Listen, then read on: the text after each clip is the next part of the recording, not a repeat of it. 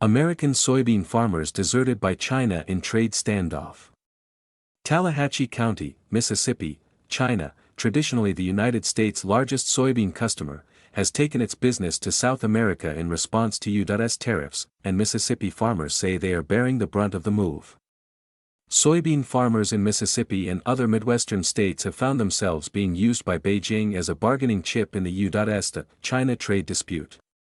For the first time in more than 2 decades, China has not yet bought soybeans from American growers from their autumn harvest, which began in September.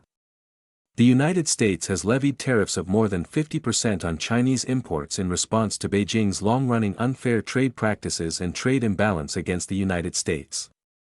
The two countries are currently negotiating a deal.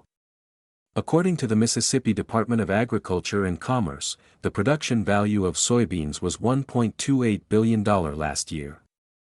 Tallahatchie County soybean farmers say the dilemma is especially vexing as they have produced a bumper crop, both in yield and quality, this year. If China were in the market for American soybeans, they say, their state is poised to provide them. We had a real good irrigated crop, Murray Hardy of Teasdale, Mississippi, told the Epoch Times. It's just real hard, fertilizer is up, everything went up but the price. President Donald Trump has promised to help. In an October 2 Truth Social post, he wrote that the country has brought in enough money from other tariffs to mitigate the loss of Chinese revenue. We've made so much money on tariffs that we are going to take a small portion of that money and help our farmers, his post reads. I'll be meeting with President Xi, of China, in 4 weeks, and soybeans will be a major topic of discussion. Trump earlier said that the aid is meant to help farmers who will be struggling until the transition is complete. Then after that, they're going to do, I think, better than they've ever done before, he added. Treasury Secretary Scott Bessent said the government would be announcing substantial support for soybean farmers on October 7. It's unfortunate that Chinese leadership has decided to use the American farmers, soybean farmers in particular, as a hostage or pawn in the trade negotiations, Bessent said on CNBC on October 2. Tallahatchie County's farmers say that based on their experience, the amount of time it could take for the financial aid to actually funnel through the government agencies and programs before reaching them could be too long. They said the government shutdown only adds to their frustration. Some guys are wondering if they can hold out until help comes, Jim Bowen, general manager of the Tallahatchie Farmer Supply Incorporated, told the Epoch Times. Bowen provided data on the financial challenges the average farmer faces. According to Bowen, farmers begin their year applying for a line of credit from the bank. The amount of credit is based on their expected crop yield and is collateralized by the crop and often their land. He said that after purchasing seed, fertilizer, pesticides, and herbicides, the input for the crop can average $625 per acre. For a 1,500-acre farm, this comes to more than $937,000. According to Hardy, who farms about that much land, this is a relatively nominal amount. I'm a small farmer. That's my whole income, but I'm just a small farmer compared to some, he said. Bowen's estimate is only for the actual crop expenses. It excludes parts and maintenance for tractors, combines, and other equipment, transportation, taxes, and administrative costs. Bowen said that when it's all said and done, the farmer could be on the hook for close to $1 million. If a farmer finishes the year at a loss, the deficit is rolled over so the farmer can start the new year with old debt. Bowen said that often, farmers will forego new equipment purchases and opt for less expensive inputs to make up shortfalls. Bowen said he is opting for repairing old equipment that he might have replaced a few years ago.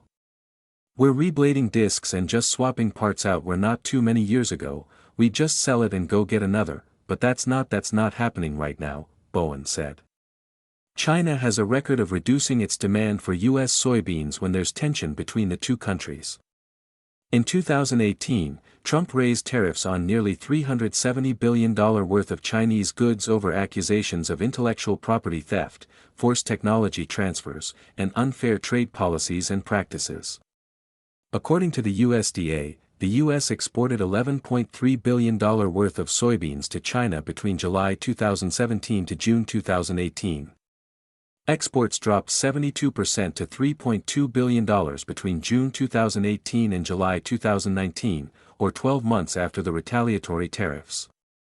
Bowen said that, a few years ago, we were getting $12.50 per bushel for soybeans. That price has dropped to around $9.94. So you take a $2.50 on a 70-bushel crop, that's $150.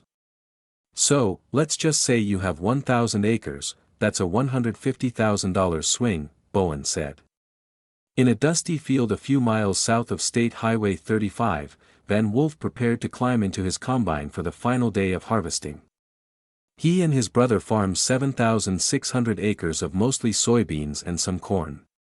He said the prices haven't hurt him much, but the input costs have hit his operation hardest. According to Wolf, getting his beans to a paying customer would solve most of his farm-related problems. This is probably one of the better crops we've harvested, and we haven't sold anything. We have it all in the grain bin, Wolf told the Epoch Times. Wolf said his feeling is 50-50 on whether the president's promised help will do any good. It's a big comfort, but for some farmers it may be too little too late, Wolf said. The situation is almost a replay of the president's first term, when China stopped buying soybeans over tariffs. The American Soybean Association posted a statement on its website supporting Trump's efforts to find a solution. The association also warns against the dangers of tit-for-tat tariffs, saying American farmers need stable markets if they hope to be profitable. U.S. soybean growers need predictability and certainty that we will retain market access in China. We support a long-term solution to U.S.-China relations that is more predictable and stable, the website states. Bowen pointed out that Trump enjoyed solid support from rural areas in the presidential race. I'm not saying that what he's doing is wrong, Bowen said. It's just, I don't know that a bunch of farmers can wait it out, can hold on long enough. Dorothy Lee contributed to this report.